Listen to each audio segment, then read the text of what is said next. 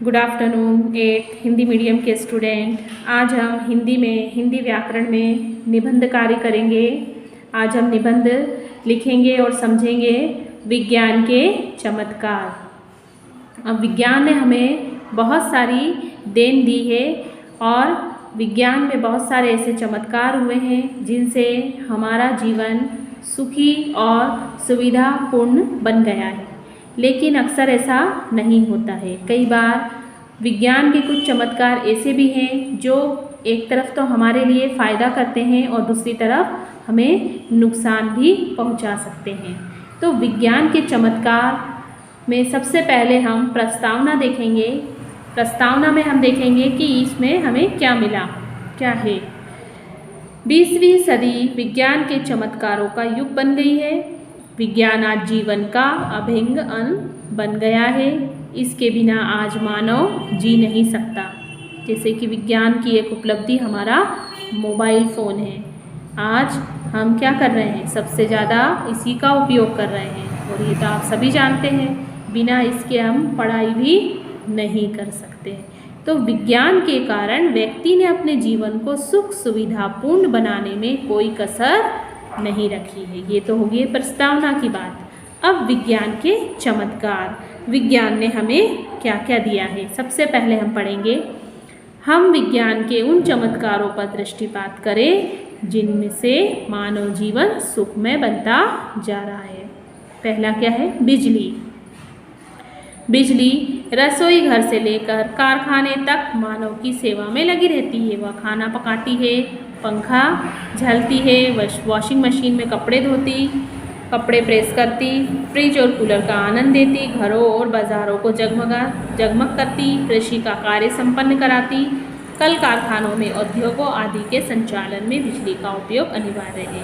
चाहो तो आप अपनी शब्दों में भी बिजली से जो जो उपयोग आपको है वो आप मिलते हैं उसके बारे में आप इसमें लिख सकते हो। शिक्षा के क्षेत्र में प्रिंटिंग प्रेस ने शिक्षा जगत की समस्याओं को हल कर दिया है। जो पुस्तकें हाथ के द्वारा लिखी जाती थी आज वह प्रेस में प्रिंटिंग होकर छपकर आती है और हम आसानी से उसे पढ़ सकते हैं। पुस्तकें, पेन, पेंसिल, रबड़, कैलकुलेटर, कंप्यूटर, समाचार पत्र, मैगजीन आदि विज्ञान की ही देन है। मनोरंजन के क्षेत्र में रेडियो, टेलीविज़न, सिनेमा और इसके द्वारा हमें क्या होता है, मनोरंजन मिलता है और बहुत सारे अलग अलग प्रकार के हम कार्यक्रम उसमें देख सकते हैं और देश विदेश की जानकारी उनसे प्राप्त कर सकते हैं। इसके अलावा video, tape recorder, video games मनोरंजन के साधन हैं जो विज्ञान के ही चमत्कार हैं। चिकित्सा यानी हम चिकित्सा के जो क्षेत्र में जो जो उपलब्धि हमें मिली है और विज्ञान के द्वारा मिली है। चिकित्सा के क्षेत्र में विज्ञान ने बहुत बड़ी उन्नति की है। एक्सरे की machine, plastic surgery, open heart, bypass surgery, हृदय प्रत्यारोपण, टेस्ट ट्यूब बेबी, अणु शक्ति से कैंसर रोग का निदान आदि आश्चर्यजनक उपचारों से संसार चमत्कृत और उपकृत कर दिया है। फिर कृषि के क्षेत्र में नाना प्रकार के रासायनिक खादों से खेत सोना उगल रहे हैं। ट्रैक्टर, थ्रेशर आदि मशीनों से खेतों में जुताई, बोआई, फसल की कटाई, निराई आदि कृषि कार्य आसानी से संपन्न हो जाते हैं। विज्ञान के इन चमत्कारों से किसानों की आर्थिक दशा में भारी परिवर्तन आया है और उन्नति हुई है।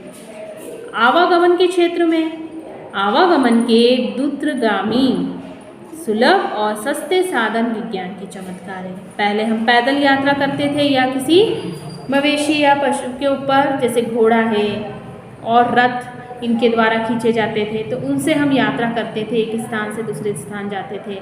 फिर धीरे धीरे क्या हुआ, विज्ञान ने अलग अलग उन्नति की। साइकिल, मोटरसाइकिल, स्कूटर, कार, बस, रॉकेट, रेल, हेलीकॉप्टर, वायुयान, जलयान आदि से अब यात्राएं सर्वसुलभ हो गई हैं, अति शीघ्रगामी हो गई हैं और इन वैज्ञानिक चमत्कारों ने आज विश्व को बहुत छोटा कर दिया है। अब यहाँ तो हमें विज्ञान के फ़ायदे ही देखे। अभी तक जितना भी हमने पढ़ा वो सब विज्ञान के फ़ायदों में आता है, लाभों में आता है, जिससे हमें विज्ञान से क्या क्या हमें देन मिली उसके बारे में हमने पढ़ा। अब इसके बाद हम पढ़ेंगे कि विज्ञान के दोष क्या है, इसकी बुराइयाँ क्या है, इससे हमें क्या हानि पहुंच सकती है। तो विज्ञान ने जहाँ अनेक वरदान दिए वहाँ इसके कुछ अभिशाप भी हैं।